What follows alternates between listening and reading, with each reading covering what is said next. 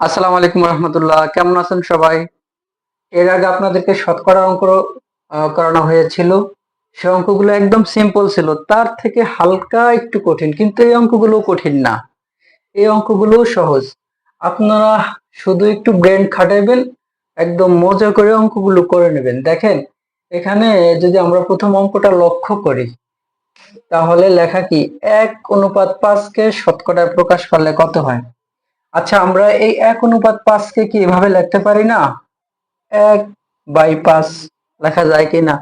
যায়। শতকরায় প্রকাশ করতে বলছে, তাহলে শতকরা মানে কি 100, 100%। অঙ্ক সাজানো হয়ে গেছে, এখন আপনি এটাকে কারেকশন করেন, অঙ্ক একদম হয়ে যাবে। এখন বললেন যে এখানে 100% দিলেন কেন, কিভাবে হবে? দেখেন, আমরা একটু যদি এখানে অঙ্কটা বুঝে নেই তাহলে আর একটু ভালো হয়। এখানে 100% মানে কি 100/100, 1% মানে 1/100, তাহলে 100% মানে কি 100/100। 100 কে 100 দিয়ে কাটাকাটি দেন, তাহলে থাকে কত? 1। আপনি 1 কে এই সংখ্যা দ্বারা গুণ করেন, সংখ্যা এটাই হবে, সংখ্যা এটাই হবে, এই জন্য 100% দিয়ে এটাকে গুণ দেওয়া হয়। এখন দেখেন, আমরা যদি এটাকে কাটি, 5 কুড়ি 100, 5 কুড়ি 100, তাহলে আমাদের অঙ্কের অ্যান্সার কত হবে? অঙ্কের অ্যান্সার কত হবে? 20%। এটাই অ্যান্সার, এটাই অ্যান্সার। এখন এটা কি আপনি পারবেন না? হ্যাঁ পারবেন, এটাও আপনার জন্য একদম সহজ। কিভাবে?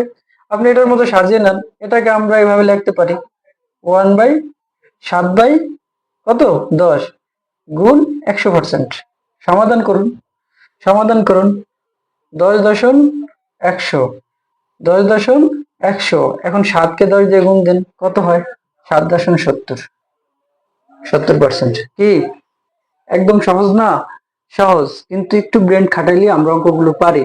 এই অঙ্কগুলো প্রায় চাকরির পরীক্ষায় দেখা যায়, কিন্তু এই অঙ্কগুলো যখন আমরা হঠাৎ চাকরির পরীক্ষায় দেখি, অ্যান্সার দিতে হিমশিম খেয়ে যাই।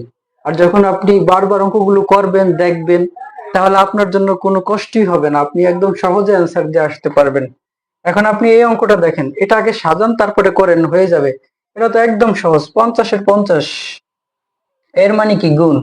এটা মনে রাখবেন যে এর থাকলে গুণ হয়, এর মানে গুণ। 10% মানে কি? 10/100। এভাবে যদি আপনি অঙ্ক সাজাতে পারেন, তাহলে আপনার জন্য অঙ্ক করা একদম ইজি হয়ে যাবে। এখন দেখুন, এটাকে আপনি একটু কাটাকাটি করেন, 10 দশম 100, 5 দশম 50, তাহলে উত্তর কত?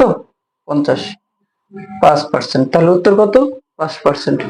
যদি এই ধরনের অঙ্ক আপনারা শিখতে চান, তাহলে তৃতীয় পার্ট এর পরবর্তী ক্লাসে দেওয়া হবে। আপনার কি করতে হবে? আপনার চ্যানেলটি ফলো করে রাখতে হবে, আর ইউটিউব থেকে দেখলে সাবস্ক্রাইব করে রাখতে হবে। তাহলে আমি আপনাদেরকে যখন তৃতীয় পার্ট দিব, আপনারা সেই অঙ্কের শতকরার নিয়মটি দেখতে পারবেন।